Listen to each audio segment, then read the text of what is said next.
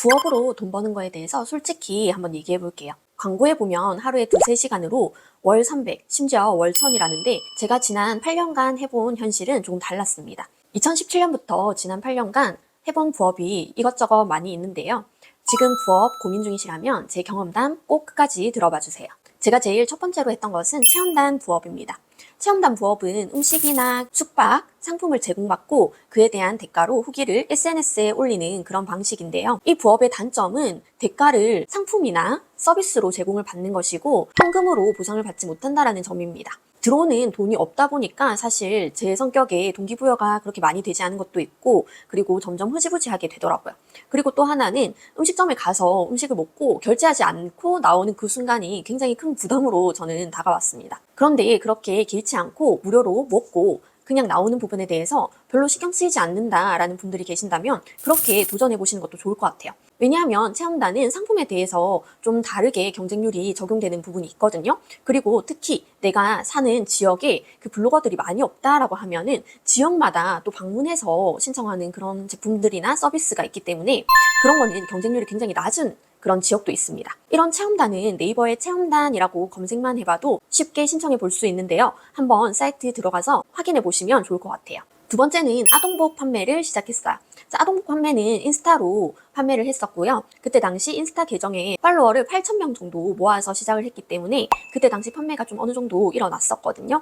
그런데 제가 그때 아이가 기어다니는 그런 굉장히 어린 시기에 이 아동복 판매를 했었어요. 저희 집에는 저 빼고 비염 환자가 2명이나 있는데요.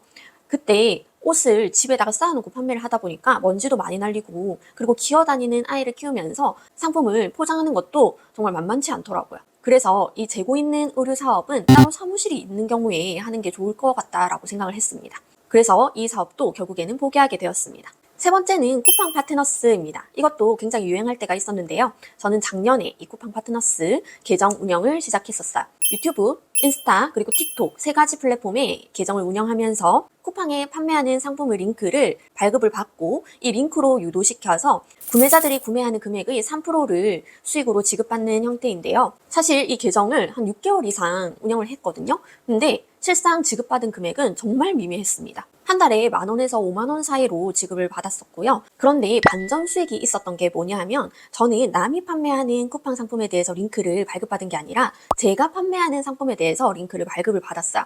그래서 추가로 발생한 매출이 160만 원 정도 매출이 있었고요. 순수익으로 따지자면 한 50만 원 정도 수익을 추가로 얻었습니다. 그런데 이게 매일마다 이렇게 영상을 올리고 하는 데에 있어서 조금 시간 대비 성과가 좋지 않다고 판단을 해서 작년에 중단을 했었는데요. 최근에 다시 이 쿠팡 파트너스 계정을 운영하기 시작했습니다. 그 이유는 요즘 플랫폼, 쿠팡이나 스마트 스토어 광고 효율이 좋지 않다라는 이야기가 많이 있잖아요. 저도 그런 것들을 좀 느껴서 나만의 광고 플랫폼을 운영하는 게 좋다라고 생각을 했어요.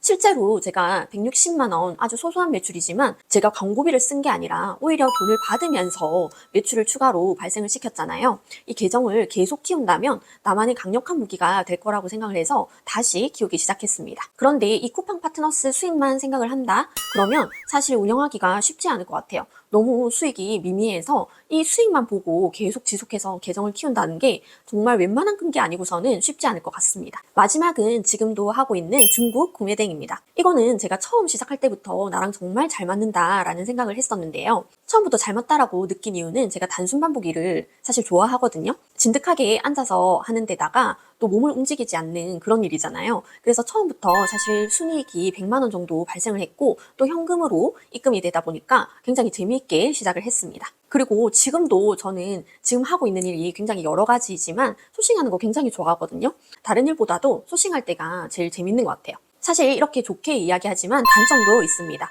지식재산권이나 상표권 이런 것들 때문에 상품 등록하기 전에 눈을 부릅뜨고 이런 부분 확인을 하셔야 되고요. 그런 게 조금 피로하게 느껴질 수 있어요. 그리고 CS가 굉장히 어려워요. 내가 모르는 상품에 대해서 CS 처리를 하다 보면 좀 어렵게 느껴질 수도 있고요. 그다음에 상품 퀄리티나 배송에 대한 부분에 대해서 CS를 처리할 때는 엄청나게 스트레스를 받을 때도 많이 있어요.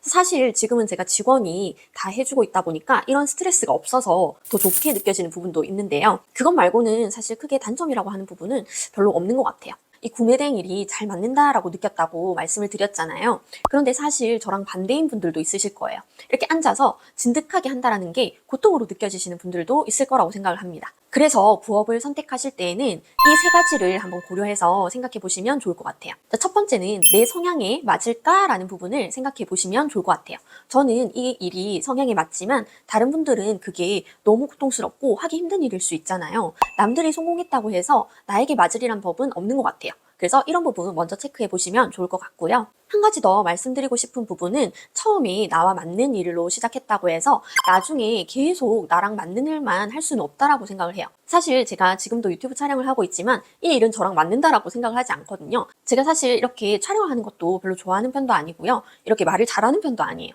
그렇지만 이 사업을 확장하기 위해서는 나중에는 나와 맞지 않는 일이다 하더라도 해야 될 일이 생기는 것 같아요. 그래도 처음 스타트는 나랑 맞는 일로 시작하시는 게 훨씬 더 빨리 성장할 수 있겠죠. 그리고 두 번째는 작게라도 일단 실행해본다입니다. 시작이 반이라는 말도 있듯이 일단 시작해보면 알게 되는 점들이 굉장히 많아요.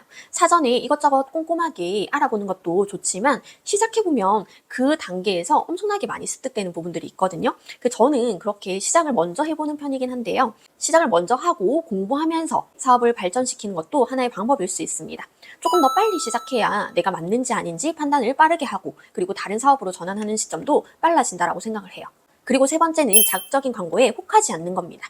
하루에 두세 시간으로 월 1,000만 원. 저는 너무 평범한 사람이라서 그런지 절대 이런 방식으로는 돈이 벌리지 않더라고요. 그리고 저는 지금도 그렇게 생각을 하는데 버는 돈이 클수록 그 돈에 대한 무게가 있다라고 생각을 합니다. 혹시나 지금 이 영상을 보시는 분들이 정말 그런 능력자이실지도 모르지만 그런 돈을 쉽게 벌 생각으로 시작을 하시게 되면 현실적인 계획을 세울 수가 없습니다. 내 시간 분배나 의지, 여러 가지 부분들에 있어서 첫 단추를 잘못 낄 수도 있습니다. 현실적인 기준과 목표를 설정을 해야지만 내가 원하는 그 목표를 달성하고 성취감을 느끼면서 점점 더 성장할 수 있다고 생각을 해요. 저는 지금도 갈 길이 멀었다고 생각을 해서 계속해서 사업적인 부분에 있어서 개선점이랑 방법을 찾으면서 사업을 하고 있습니다.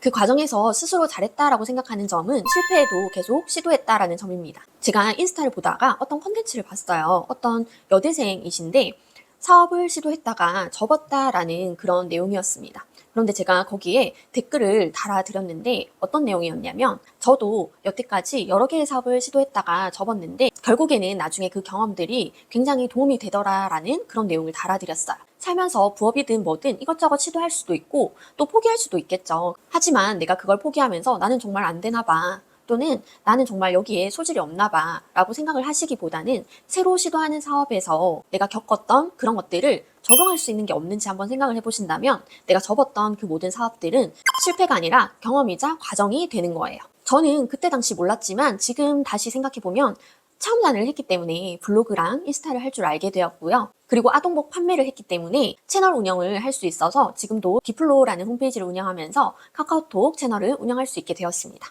그리고 쿠팡 파트너스를 해봤기 때문에 지금 광고 효율이 좋지 않은 이 상황에 대해서 대안으로 이 인스타 계정 운영이라는 방법을 찾을 수 있었어요. 당장은 1년을 통째로 허비했다라는 생각이 드실지는 몰라도 그 과정에서 배운 건 그대로 축적되어 있기 때문에 다른 성공의 밑거름이 될 수 있습니다. 혹시 지금 부업 고민 중이시라면 작게라도 한번 도전해 보시는 걸 추천해 드리고요. 해보지 않으면 절대 답이 나오지 않습니다. 오늘도 영상 시청해 주셔서 감사드리고요. 다음 주에 뵙도록 하겠습니다. 감사합니다.